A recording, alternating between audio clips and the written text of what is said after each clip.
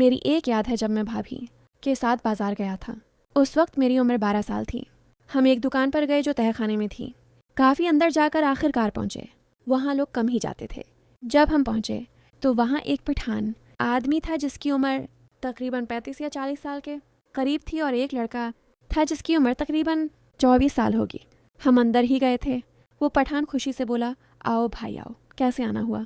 भाभी ने सब पठान से कहा। हमारा तो वो जाके कह दिया कि मैं ठीक हूँ, हम तो अच्छे हैं। एक दो जमलों में एक दूसरे की खैर खैरियत पूछ ली। फिर उसने दूसरे छोटे लड़के को कहा, सुनो जाओ, बाजी के लिए चाय ले आओ।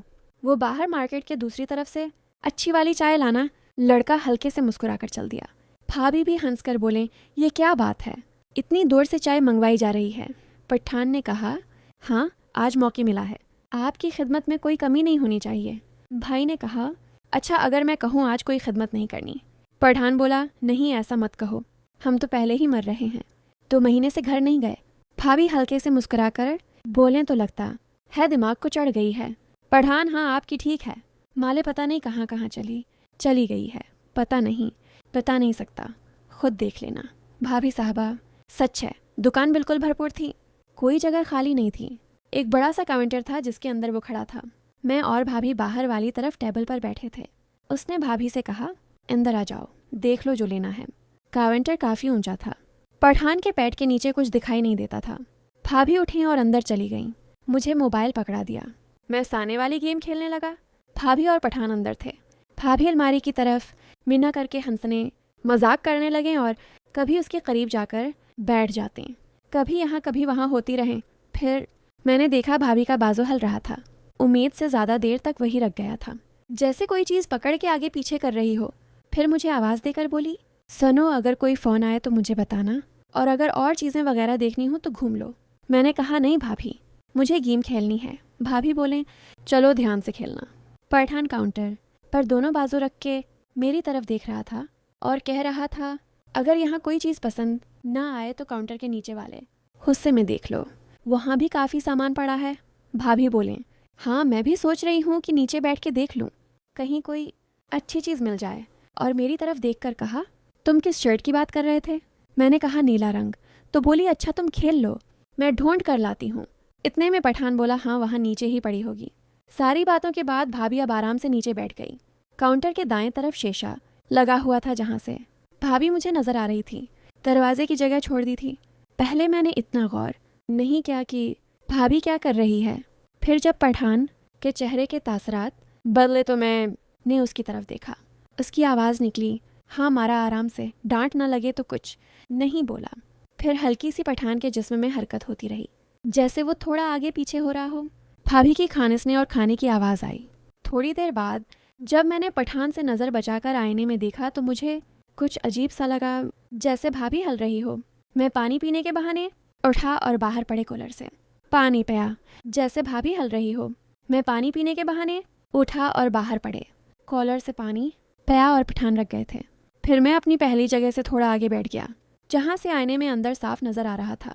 भाभी क्या कर रही है, ये देख कर मैं हैरान रह गया कि भाभी ने फिर पठान से हल्की आवाज़ में कहा, बस हो जाएगा वरना हो जाएगा।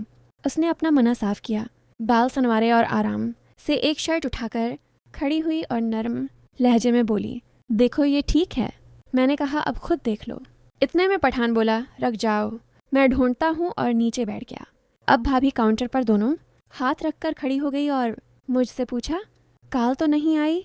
मैंने कहा, नहीं भाभी, कोई नहीं आई। भाभी बोली, अच्छा चल लो तुम खेल लो, और साथ ही थोड़ा हिलाई जैसे टांगे खोल रही हो। मुन्ना से बस हल्की आवाज़ निकली और देखने लगी। कहने को तो नहीं हो रहा था। मैंने सर हिला दिया, बोली, थोड़ी देर में चलते हैं, अच्छे से कपड़े देख लो। हाथ नीचे ले गई और हल्का सा मड़ के पीछे देखने लगी। मैंने आईने में देखा तो बस देखता ही रह गया, क्योंकि पठान ने भाभी से हल्की सी आवाज़ में कहा, अब उसका क्या करना है? मेरी तरफ इशारा था। भाभी ने कहा, कुछ नहीं, बस वो कुछ नहीं बोलेगा, बाहर से कोई ना आ जाए, देख लेना, उसकी खैर है। भाभी, मैं जो कह रही हूँ बस शौर मत करना और ज़ोर से भी मत लगाना।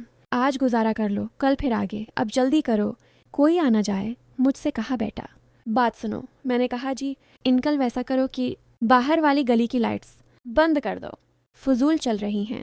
मैंने बाहर की लाइट्स बंद की और वापस आके बैठ गया। पठान ने फ़ोन निकाला और सानी को कॉल की और कहा, हाँ कहाँ हो? आगे से पता नहीं क्या जवाब आया। फिर बोला, ठीक है, ज़्यादा से ज़्यादा 15-20 मिनट। अब मैं तो परेशान हूँ। चलो ठीक है भाई। कौन था वही लड़का जो सानी था? बाहर खड़ा किया। वैसे तुम्हारा दीवाना हो गया है? कहता है मेरा भी कुछ। भाभी नहीं, कोई ज़रूरत नहीं। फिर पठान ने अंदर भी आधी से ज़्यादा लाइट्स बंद कर दें। अब काफ़ी अंधेरा है। मैं अपने गेम में मसरूफ़ था। उन्होंने मौका का पूरा फ़ायदा उठाया। जाओ जल्दी, वरना बंद कर देगा। जूते पहन लिए थे। जाओ। जिन्हें में उठा, जी भाभी। और जैसे ही दुकान के बाहर आया, रख गया क्योंकि लाइट्स पहले ही बंद थीं। मुझे कोई देख नहीं सकता था। जब मैं बाहर रखा तो अंदर से तप तप की आवाज़ें आने लगीं। पठान बोला, अच्छा क्या बच्चे को भेज दिया? मुझे तुम्हारे जज्बात का अंदाज़ा हो रहा था। अब जल्दी करो। पठान ने कहा ना, मेरे पास 7 मिनट हैं। और कुछ ही देर में पठान की सांसें बाहर तक सनाई देने लगें। ऐसी और वीडियोज़ देखने के लिए चैनल को सब्सक्राइब ज़रूर करें ताकि हर नई आने वाली वीडियो की नोटिफिकेशन आप तक पहुंचेगी।